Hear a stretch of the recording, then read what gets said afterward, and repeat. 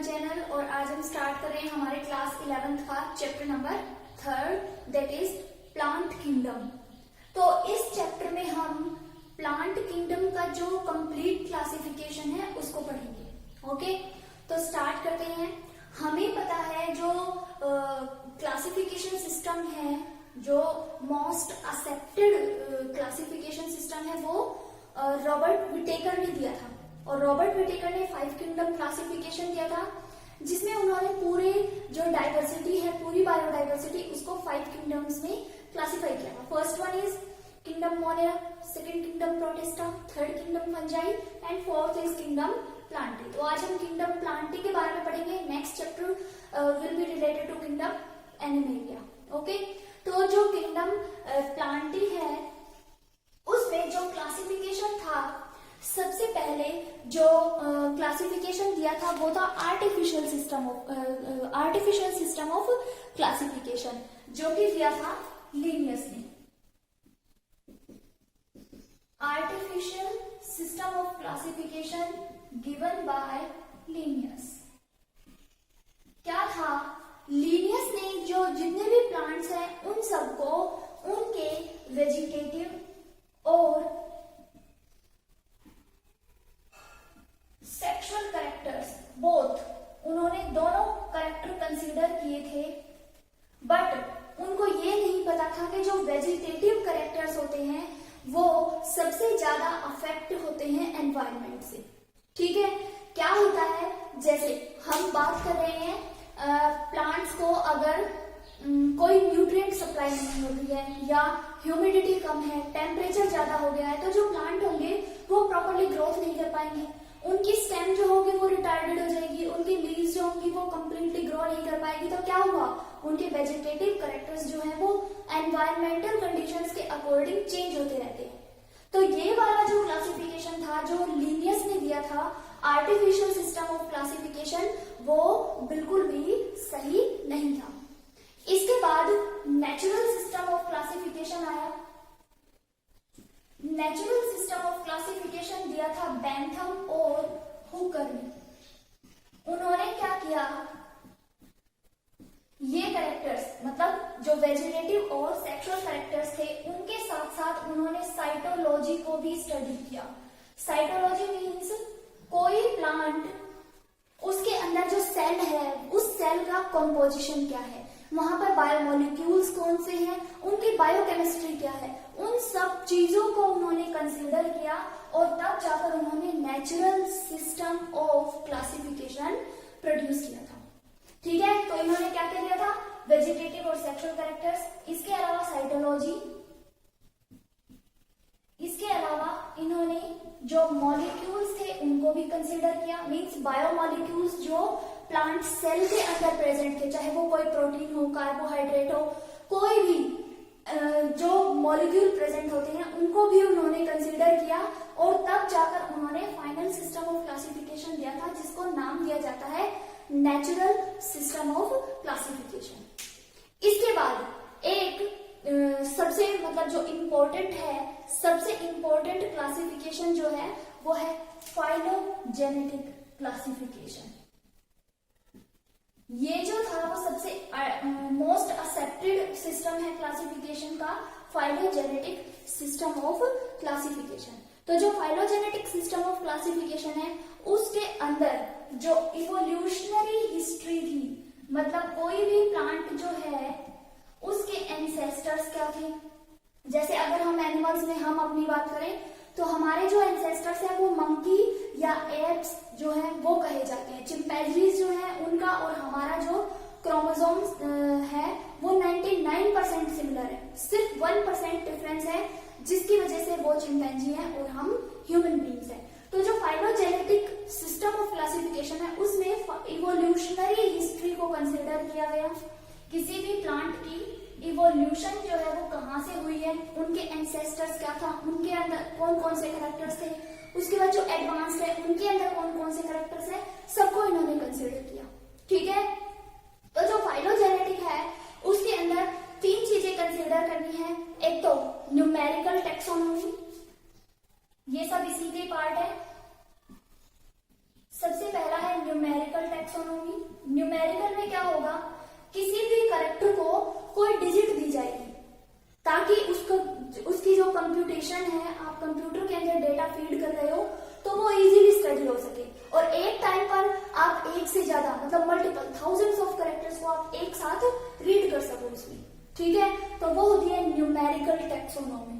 Second one is cyto taxonomy. Cyto means cell, तो cyto taxonomy के अंदर जो सेल है उसकी कंपोजिशन को स्टडी किया जाएगा। सेल के अंदर कौन से बायोमोलिक्यूल्स है, सेल की सेल वॉल किससे बनी है, प्लाज्मा मेम्ब्रेन किससे बनी है, वहां पर कौन कौन से चैनल्स हैं, कौन कौन से टनल प्रोटीन्स है, ये सब साइटोटैक्सोनॉमी के अंदर स्टडी किया जाएगा। और लास्ट वन इज कीमोटैक्सोनॉमी। कीमोटैक्सोनॉमी में केमिकल्स कौन से प्रेजेंट हैं, ठीक है। जो केमिकल्स होंगे वो नेचुरल जो आपकी प्रोटीन कार्बोहाइड्रेट्स हैं उनसे मिलकर जो केमिकल्स बन रहे हैं वो हर प्लांट स्पीसीज के अंदर अलग अलग होंगे।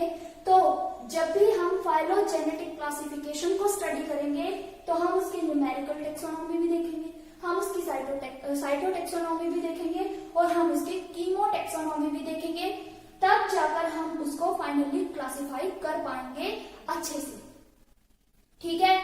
इसके बाद हम स्टार्ट करते हैं जो किंगडम हमारा प्लांटिंग किंगडम है, उसके अंदर सबसे पहले आपने 9th क्लास में पढ़ा है कि सबसे पहले उसके मेंबर्स आते हैं थैलोफाइट्स या थैलोफाइटा। तो थैलोफाइटा के अंदर एल्गी आती है, तो सबसे पहले हम यहाँ पर स्टडी करेंगे एल्गी को। एल्गी जो होती हैं वो सबस्ट्रेटम के बिल्कुल अटैच होंगी, ग्रीन कलर की होंगी मोस्टली, वैसे रेड कलर की एल्गी भी होती है और जो ब्राउन कलर की एल्गी होती है वो भी होती है, ठीक है। तो ग्रीन, ब्राउन और रेड 3 कलर की एल्गी होती है। आगे मैं उनका क्लासिफिकेशन बताऊंगी। सबसे पहले जो एल्गी होती है उसके अंदर कोई डिफरेंशिएशन नहीं होता, मतलब वहां पर आप देखकर ये नहीं बता पाओगे कि ये इसकी रूट है, स्टेम है या फिर लीफ है, ठीक है। इनके पास क्लोरोफिल होगा, क्लोरोफिल ए भी हो सकता है, बी, डी, कई सारे इसके पास क्लोरोफिल होंगे ताकि ये फोटोसिंथेसिस कर सके, ठीक है। तभी तो इनको हमने किंगडम प्लांटी के अंदर रखा है, अदरवाइज हम इसको किंगडम फंजाई के अंदर भी प्लेस कर सकते थे। But there is chlorophyll, there is various types of chlorophyll are present, so they can perform photosynthesis and we have put them into the kingdom plantae. Okay, next है जो algae होती हैं वो वेजिटेटिवली भी propagate कर सकती हैं और उनके अंदर सेक्सुअल रिप्रोडक्शन भी देखने को मिलेगा, ठीक है। जो जब भी एसेक्सुअल रिप्रोडक्शन होगा एल्गी के अंदर, जब एसेक्सुअल रिप्रोडक्शन होगा तो वो होगा by the meaning of zoospore. Zoospore जो होते हैं वो मोटाइल होते हैं, इनके पास फ्लैजिला होता है, सिंगल सेलुलर होते हैं, तो ये मूव कर सकते हैं कहीं पर भी। इसलिए जो एल्गी की ग्रोथ होती है वो किसी भी वाटर बॉडी के अंदर, किसी भी एक्वेटिक एरिया के अंदर, मॉइस्ट प्लेस के अंदर एल्गी अपने आप ग्रो कर जाएगी, क्योंकि ये एसेक्सुअल रिप्रोडक्शन करती है by the help of zoospore, ठीक है। इसके बाद जब इनके अंदर सेक्सुअल रिप्रोडक्शन होगा तो यहाँ पर जो गैमेट्स बनेंगे वो 2 टाइप के होंगे, या तो होंगे आइसोगेमस, आइसोगेमस में दोनों एक जैसे होंगे, या फिर होंगे ऊगेमस, मतलब एक बड़ा होगा और एक छोटा होगा, ठीक है। आइसोगेमस और एनाइसोगेमस दोनों हो सकते हैं। एनाइसोगेमस को यहाँ पर ऊगेमस इसलिए बोलते हैं क्योंकि जो ऊगोनिया होगा वो थोड़ा साइज में बड़ा होगा, जो एंथ्रीडिया होगा, मेल गैमेट होगा, वो छोटा होगा साइज में, ठीक है। तो ये हमारा एल्गी के बारे में है। इसके बाद मैं एल्गी के कुछ एग्जाम्पल बताती हूँ, जैसे रेड एल्गी है, लेमिनेरिया है, या फिर कारा जो है वो एल्गी के अंदर आते हैं, ठीक है। एल्गी को 3 क्लासेस में डिवाइड किया हुआ है। एक तो है यहाँ पर क्लोरोफाइसी, क्लोरोफाइसी को ग्रीन एल्गी बोलेंगे, क्लोरोफाइसी। उसके बाद है फियोफाइसी और रोडोफाइसी।